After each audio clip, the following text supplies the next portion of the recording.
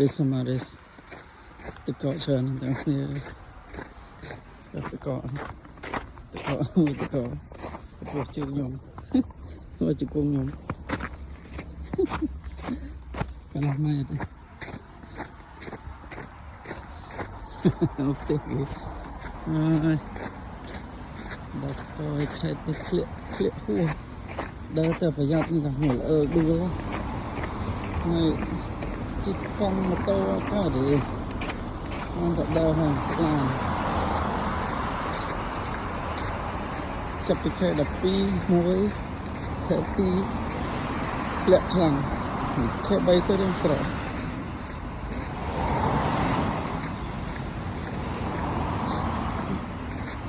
តែនៅជប៉ុនវាមិនធ្លាក់ទាំងអស់ទេជប៉ុនប្រទេសវាធំអញ្ចឹងធ្លាក់តែតំបន់ណាត្រូវធ្លាក់តំបន់ណាធ្លាក់ខ្លាំងតំបន់ណាសូវធ្លាក់អត់ធ្លាក់តែល្ងាចខ្ញុំនេះដក16ដក6ដក7ដក8ខ្លាំងហ្មង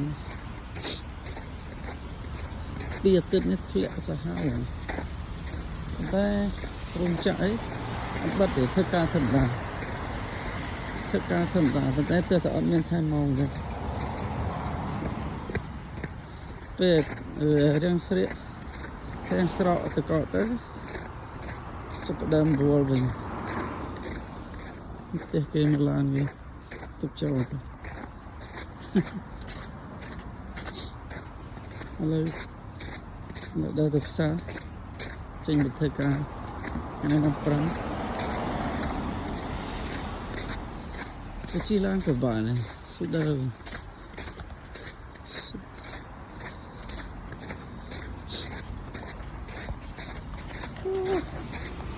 Yes, sama des.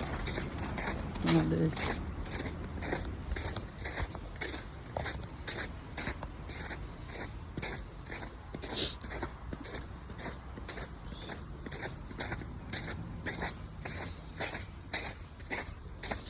នឹងគេដាក់ពំពង់ទឹកហ្នឹងដើម្បីឲ្យទឹកកកនេះវាលាយ